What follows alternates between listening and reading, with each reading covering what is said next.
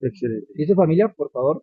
No necesito más tiempo. Muchas Muchas gracias gracias. por su tiempo y por la Bueno, explicación. disfruten los espacios. Gracias. Hasta luego. Ce monsieur de l'armée, par exemple, qui est venu, qui nous a expliqué un peu l'histoire de l'armée colombienne et puis leurs relations aussi avec l'armée coréenne et puis comment ils sont arrivés donc à pouvoir tisser cette relation. Et puis, il fait surtout une invitation à tous les étrangers et comme moi de passer et puis connaître aussi l'histoire de la Colombie, l'histoire de son armée, l'histoire du peuple colombien surtout, et puis aussi connaître un peu ce que vous pouvez faire. Comme il a dit, l'entrée est totalement gratuite.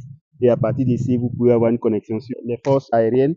Et puis ici, ça c'est la marine et puis l'armée en général. En tout cas, tout est fait de sorte à ce que les gens puissent connaître non seulement leur propre histoire en tant que Colombiens, mais aussi pour les étrangers qui arrivent comme moi, et connaître aussi l'histoire de l'armée colombienne et puis les différents travaux qu'ils font pour pouvoir donc préserver la souveraineté de cette grande nation qui est la Colombie. En tout cas, toujours la sympathie des Colombiens, il nous a approchés juste et puis il a commencé à nous expliquer cela. Donc, vous pouvez comprendre l'importance aussi de visiter ce genre d'endroit et puis connaître aussi leur histoire. Donc, c'est une invitation surtout qu'il a lancée pour que au moins toutes les personnes qui voudraient carrément connaître aussi la Colombie puissent s'approcher et puis bon, connaître un peu son histoire. Ici, c'est ce qu'ils appellent l'opération Omega, étant donc un pays croyant. Donc, toujours il y a Dieu et victoire. Et puis bon, là, force aérienne ou on va dire force des armées de la Colombie, opération Omega, qui est un peu ça, comme vous le voyez, c'est les militaires colombiens surtout qui sont là. La force des tâches de l'opération Omega, non? Donc les préparatifs, peut-être les personnes qui ont contribué et autres. Les premiers soldats, comme vous voyez le monument par exemple, ça ce sont des soldats qui ont combattu, qui ont libéré ce pays. Comme vous le voyez ici, qui a été soldat sera toujours soldat. Non, sera toujours un soldat en fait. Donc, si vous avez été soldat une fois dans votre vie, vous êtes toujours soldat. Peu importe le temps, peu importe les événements. Ici, par exemple, aussi, bon, il y a une famille qui est là. Aussi, des combattants, on va dire les premiers combattants qui ont libéré ce pays, qui ont combattu pour ce pays. Non? Et puis ici, les véhicules militaires et les premiers chars qui portaient un peu les machines. Véhicules militaires, et en tout cas, tout est véhicules militaires qui sont là.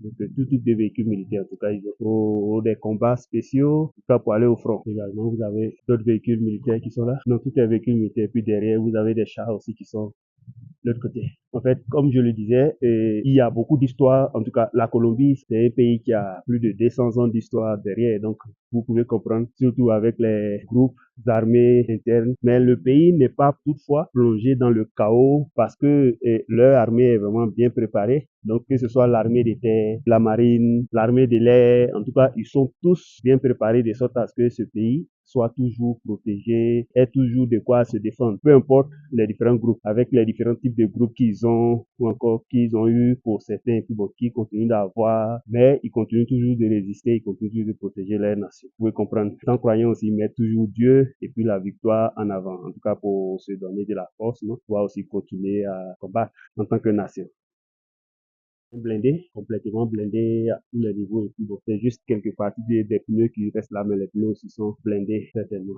Bon, pas certainement, les pneus sont blindés en général, ils font tout de sorte à ce que tout soit blindé. Voilà, un autre véhicule militaire pour transporter les troupes bataillon d'artillerie, compagnie numéro 1, véhicule 00047. Ici, plus de voitures de combat, chars combat. Donc, véhicule blindé EE9.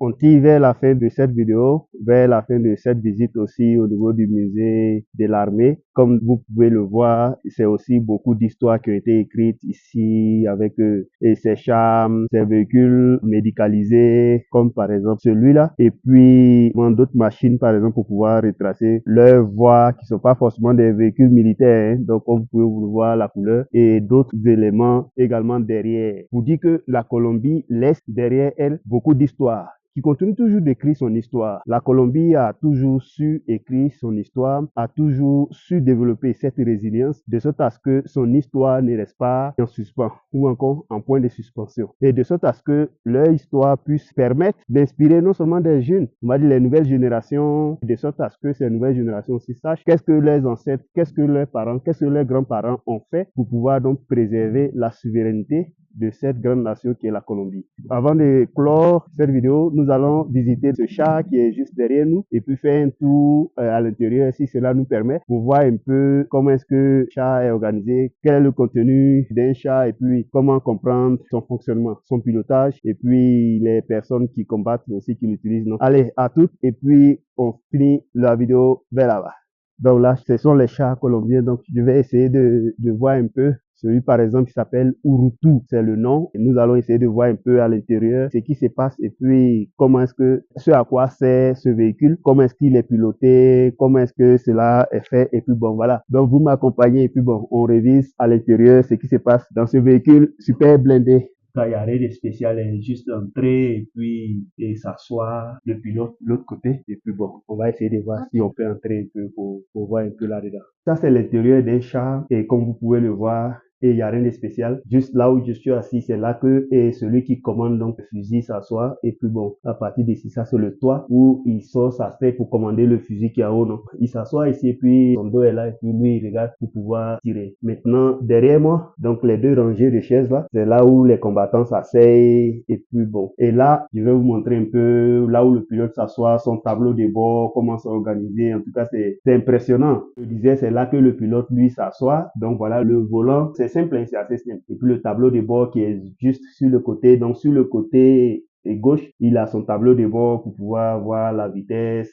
Ça va jusqu'à 160 km/h. Et puis les boutons de navigation et puis bon, quelques fils et c'est tout. C'est le fait que ce soit vraiment blindé et puis on arrive à commander donc pour pouvoir aller déposer le personnel d'un endroit à un autre pour pouvoir combattre. Donc il y a 3 portes. Il y a une porte ici et cette porte qui est ici dehors là et puis cette autre porte qui est derrière pour que le personnel puisse monter. Voilà. Et puis c'est tout. Pour cette vidéo spéciale, on va donc clore notre parcours au niveau du musée de l'armée de terre et de la marine. On va dire de l'armée. Pour vous dire aussi, ça a été un plaisir de partager ce temps avec vous, de pouvoir partager aussi ces informations avec vous sur la Colombie, comment sa sécurité et sa défense sont assurées par des personnes qui sont vraiment formées et puis aussi dans des conditions en tout cas optimum, de sorte à ce que toutes les personnes qui veulent visiter ce pays puissent vraiment le visiter sans problème parce qu'il y a beaucoup de choses et que vous pouvez découvrir, que vous pouvez voir qui vont vous permettre en tout cas de pouvoir bénéficier aussi de